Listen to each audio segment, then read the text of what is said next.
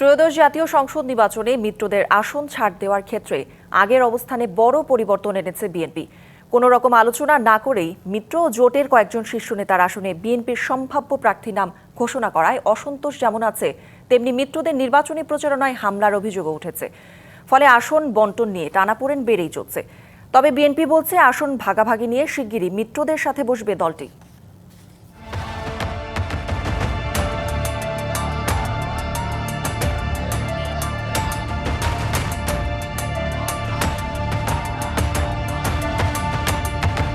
17 বছরের আন্দোলন সংগ্রামের পাশাপাশি 2024-এ আওয়ামী লীগ সরকারের পতনের দাবিতে মরিয়া হয়ে এক দফার যুগপথ আন্দোলনে নেমেছিল বিএনপি ও তাদের শরিক দলগুলো।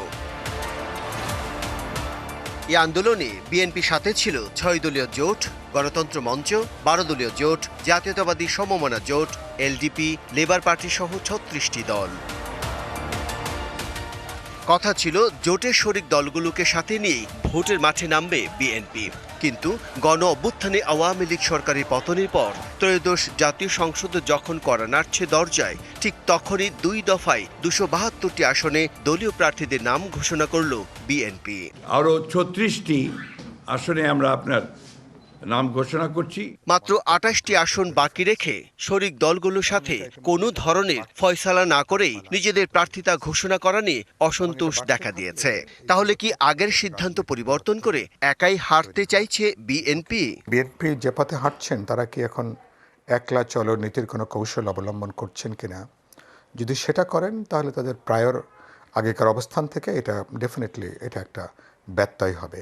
এটা একটা আত্মঘাতী কৌশল কিনা এই প্রশ্ন নানাভাবে এটা উত্থাপিত হয়েছে। সেটি এখনো কোথাও চূড়ান্ত জায়গায় পৌঁছায় নাই। সময় ফুরিয়ে আসছে, দ্রুত সিদ্ধান্ত হওয়া উচিত। আমরা দলগতভাবে নির্বাচনের জন্য পুরো প্রস্তুত এবং গণতন্ত্র মঞ্চ সহ আমাদের প্রার্থীরা ইতিমধ্যে ঘোষিত হয়েছে। কোথাও কোথাও আসন সমঝোতার যে আলাপ চলছে, সমাধা এখন পর্যন্ত হয়নি। শরিকদের আসন ছাড় নিয়ে বিএনপি এখনো সিদ্ধান্তে না আসায় সম্ভাব্য প্রার্থীদের মধ্যে অস্থিরতা দেখা দিয়েছে এবং বিভিন্ন স্থানে ঘটছে হামলার ঘটনাও। আমরা আমাদের দলীয় প্রতীকে নির্বাচন করবার জন্য আমরা প্রস্তুতি নিচ্ছি, কিন্তু আমার কাজ করবার ক্ষেত্রে বাধা দেওয়ার আপনার তো কোনো অধিকার নেই।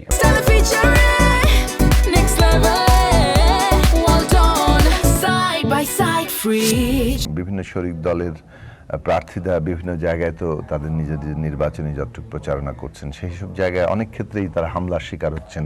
অফিস ভাঙচুর করে ফেলা হয়েছে। সাধারণভাবে যে নির্বাচনের গণতান্ত্রিক পরিবেশ, সেটার জন্যই খুবই হুমকি স্বরূপ। বিএনপি আওয়ামী লীগের মতন পুরনো কোনো কৌশলে যাবে যে 2-4টা দিয়ে তারপরে বললো যে ভাই আর পারলাম না, এরকম জায়গায় যাবে এটা আমি এখনো মনে করতে চাই না। তবে বিএনপি বলছে শিগগিরই মিত্রদের সাথে বসবেন তারা, প্রয়োজনে আসনেও ছাড় দেওয়া হবে। তাদের মধ্যে কিছুটা অনিশ্চয়তা বা অসন্তোষ বিরাজ করছে। আশা করি সেগুলোর নিরসন হবে। তফসিল ঘোষণার পরে আইনানুগভাবে যে সময় মনোনয়ন প্রক্রিয়া নির্ধারণ করা হবে, সেই সময়েও হয়তো কিছুটা সংশোধনী আসতে পারে। আশা করি এগুলো আলাপ আলোচনার মধ্য দিয়ে একটা শান্তিপূর্ণ সুষ্ঠু অবস্থান নির্ধারণ করা যাবে। যেসব আসনে বিএনপি প্রার্থী ঘোষণা করেছে তা চূড়ান্ত নয় বলেও জানান সালাউদ্দিন আহমেদ। যে সমস্ত রাজনৈতিক সংগঠন তাদের নেতৃবৃন্দদের সাথে আলাপ আলোচনা চলমান আছে। Bijan Kumar Das, DBC news, Dhaka.